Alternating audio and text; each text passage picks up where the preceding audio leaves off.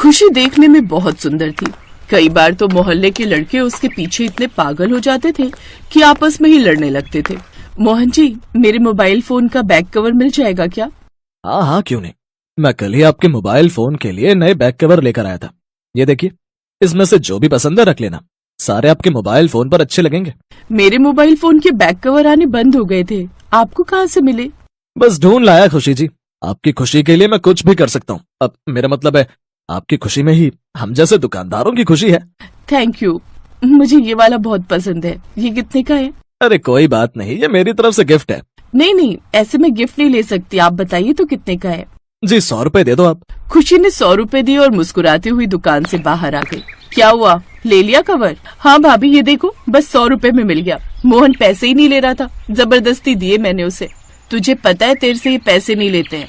अरे पागल है, सारे दुकानदार लड़की दिख जाए तो उसे ताड़ने की आदत है। खासकर तेरे पीछे तो ये सारे मोहल्ले के लड़के पड़े ही रहते हैं। सूरज बेटा, सूरज की धूप इतनी तेज है, दुकान के अंदर एयर कंडीशनर लगा हुआ है, तो यहाँ बाहर कुर्सी डालकर बैठा हुआ है। दुकान के अंदर क्यों नहीं बैठता? पापा आप जानते नहीं हो धूप में बैठना सेहत के लिए कितना फायदेमंद होता है। अरे मैं तो विटामिन ले रहा हूँ। पता नहीं कौन सा विटामिन ले रहा है। शर्मा जी ने जो केक ऑर्डर किया था वो भेज दिया? हाँ पापा भेज दिया। मदन जी स्ट्रॉबेरी केक दे देना एक। अंकल स्ट्रॉबेरी केक ऑर्डर का है, बिक चुका है। आपका मैंने कारीगर को बोल दिया है, बना रहा है, आधे घंटे तक ले जाना। अरे खुशी जी, खुशी जी। सूरज जी क्या हुआ, आप क्यों आवाज लगा रहे? वो आपने स्ट्रॉबेरी केक बोला था ना, वो बनवा दिया था, आप लेते जाओ। पर मैं अभी पैसे नहीं लाई, फिर कभी ले लूंगी। कोई बात नहीं, पैसों की कोई जल्दी नहीं, आप ले जाओ, मैंने आपके लिए अलग रखा हुआ है। थैंक यू सूरज जी, मैं आपको कल पैसे दे जाऊंगी। अगर आप कहो तो मैं खुद ही आ जाऊंगा घर। नहीं नहीं, मैं आपको दे जाऊंगी, आप परेशान मत हो। खुशी अपनी भाभी रश्मि के साथ आगे बढ़ गई। तूने बिना पैसों के केक दे दिया, और यहाँ पैसे देकर कोई केक खरीद रहा था, उसे तो तूने मना कर दिया देने से। ये चल क्या रहा है? अगर ऐसे ही रहा तो मुझे लगता है दुकान जल्दी बंद करनी पड़ेगी। बेवकूफ कहेगा, कोई जरूरत नहीं है एसी में बैठने की, फालतू का बिल आता है। और वैसे भी तुझे तो सूरज की धूप लेनी है ना, विटामिन मिलेगा। खुशी, मुझे तो लगता है ये मोहल्ले के लड़के पागल हैं, तुम्हें देखते ही झल्ले हो जाते हैं। वही तो भाभी, पता नहीं ये लोग ऐसा क्यों करते, सारे पागल ही हो जाते हैं। दोनों ननद भाभी जोर जोर से हंसने लगी और घर आ गई। खुशी के साथ अक्सर ऐसा होता था। मोहल्ले में अब लड़कों ने जानबूझकर खुद अपनी अपनी दुकान पर बैठना शुरू कर दिया था, ताकि खुशी कोई सामान लेने के लिए आए तो वो उसे ताड़ सके। और तो और साप्ताहिक छुट्टी वाले दिन भी अब मोहल्ले की दुकानें बंद नहीं रहती थी, बल्कि पूरा दिन खुली रहती थी। तुझे क्या जरूरत थी आज दुकान खोलने की? देखा, चालान कट गया ना, तू दुकान खोलने आया ही क्यों था? पापा जी वो सामने देखो, सूरज, मोहन, सतीश, गोपाल सबने अपनी अपनी दुकान खोली हुई है, तो मैंने सोचा मैं भी अपनी दुकान खोल लेता हूँ, थोड़ी बिक्री हो जाएगी। मुझे क्या पता था कि पुलिस वाले चालान काटने आ जाएंगे। कोई कुएं में कूदेगा तो तू साथ में कुएं में कूद जाएगा। तेरे बाप ने तो आज तक कभी छुट्टी वाले दिन दुकान खोली नहीं। वो तो अक्सर यही सोचता था कि सप्ताह की छुट्टी हो तो थोड़ा आराम मिले। वो बाप आप ही हो पापा? हाँ, मेरा मतलब वही है। चल अब दोबारा पुलिस वाले आए, इससे पहले दुकान का शटर गिरा और घर चल। बस पापा, आधे घंटे में दुकान बढ़ा कर आ रहा हूँ। मनीष के पापा गुस्से में चले गए, तभी खुशी आ गई। मनीष जी, वो आपने फोन किया था? थैंक यू, आपने आज दुकान खोल ली, वरना आज मैं बाल धोने से रह जाती।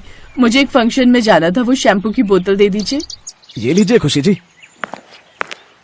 अरे मनीष बेटा, तेरा कितने का चालान काट कर गए? हमारा तो पूरे 1000 का काट गए इस गधे की वजह से। क्या पापा, धीरे बोलो, कोई सुन लेगा। ये तो गलत बात है अंकल जी। हाँ खुशी बेटिया, पता नहीं मोहल्ले में आजकल क्या हो गया, ये सब लड़के छुट्टी वाले दिन दुकान खोल लेते हैं और इन सबका चालान कट जाता है। सारे पागल हो गए हैं। वैसे मेहनती तो बहुत है ये सब, पूरा दिन कितनी मेहनत से दुकान पर काम करते हैं।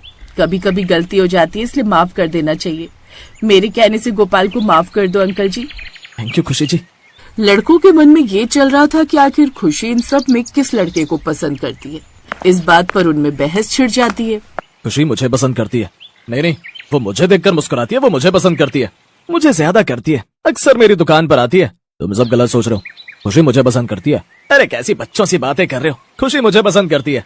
तभी खुशी की भाभी कुछ सामान लेने के लिए विकी की दुकान पर आती है। विकी, कल खुशी राशन लिखवा गई होगी, तुमने निकाल दिया क्या? हाँ सुना ना भाभी, पर आप राशन लेने आए हो, मतलब खुशी जी नहीं आई? नहीं विक्की, अब खुशी कभी घर से बाहर नहीं निकलेगी। सुनैना की बात पड़ोस की दुकानों पर बैठे लड़कों के कानों तक पहुंच गई। सब झुंड बनाकर सुनैना के पास खड़े हो गए। सुनैना ने उन्हें कुछ ऐसा बताया जिसे सुनकर सभी लड़के बहुत दुखी हुए। बस यही बात है, बेचारी खुशी के चेहरे की खुशी चली गई है। उसका होने वाला पति बहुत बुरा है। पापा जी ने उसके पापा का कर्जा देना है, इस वजह से खुशी को जबरदस्ती उस बदतमीज लड़के सुबोध से शादी करनी पड़ेगी। अब जब तक शादी नहीं होती, सुबोध ने खुशी को घर से निकालने के लिए बिल्कुल मना कर दिया। वो बहुत शक्की किस्म का इंसान है। खुशी के भैया भी कुछ नहीं कर पा रहे, वो बिल्कुल अकेले पड़ गए। हम लोगों के पास इतने पैसे नहीं है कि हम सुबोध के पापा का कर्जा उतार सके। बेचारी खुशी को जबरदस्ती उससे शादी करनी पड़ेगी, जबकि खुशी अभी शादी नहीं करना चाहती थी। वो तो आगे की पढ़ाई करके वकील बनना चाहती थी। सुबोध उससे शादी करके गांव ले जाएगा। माँ जी, बाबूजी, खुशी के भैया सब बहुत परेशान है।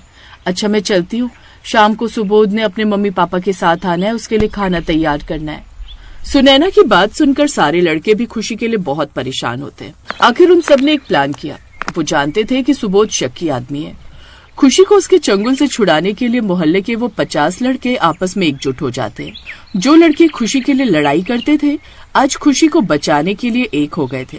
शाम को जब सुबोध अपने मम्मी पापा के साथ खुशी के घर आया, तो 50 लड़के खुशी के घर पहुंच गए। खुशी, तुम मेरे होते हुए शादी कैसे कर सकती हो?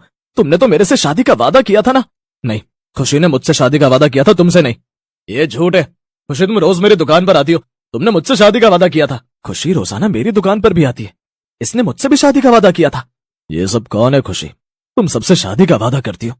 तुमने 50 लड़कों को शादी का वादा किया हुआ है। मुझे ऐसी लड़की से शादी नहीं करनी पापा, जो लड़कों को अपनी सुंदरता दिखाकर फंसाते हैं। आपकी वजह से मैं अपनी लाइफ खराब नहीं करूंगा। मुझे ऐसी कैरेक्टरलेस लड़की नहीं चाहिए। प्लीज मैं चाह रहा हूं, मैं अब अपनी पसंद की लड़की से ही शादी करूंगा। आपको इनसे अपने पैसे वापस लेने हैं तो दूसरे तरीके से ले लो, मैं शादी बिल्कुल नहीं करने वाला। अरे रुको तो सुबोध बेटा, कहाँ जा रहा है? बड़ी मुश्किल से तो तेरी शादी इस लड़की से कर रहा था। कर्जा कल तक मिल जाना चाहिए। अब मेरे लड़के ने शादी करने से मना कर दिया, तो मुझे दूसरे तरीके से पैसे निकालने होंगे। मोहल्ले के लड़कों की वजह से खुशी की जिंदगी बर्बाद होने से बच गई, पर खुशी और उसके परिवार वाले हैरान थे कि मोहल्ले के लड़कों ने ऐसा क्यों किया। खुशी जी, आप सब घबराओ मत। ये एक ड्रामा था उन लोगों को यहाँ से भगाने का। हमारी वजह से खुशी जी को कोई परेशानी नहीं होगी। खुशी जी, हमें सुनैना भाभी ने बताया कि आप आगे पढ़ना चाहती हैं। अब आपको कोई परेशान नहीं करेगा। आप अपने तरीके से अपनी जिंदगी जियो। थैंक यू, आप सबने मेरी इतनी मदद की। मोहन, सूरज, मनीष, विक्की, आप सब लड़कों ने मेरी बहन की जिंदगी बर्बाद होने से बचा ली। आप सबका बहुत बहुत धन्यवाद। जो लड़के कल तक खुशी को ताड़ने में लगे रहते थे, आज वही सब लड़के खुशी के सम्मान की रक्षा के लिए आगे आए थे।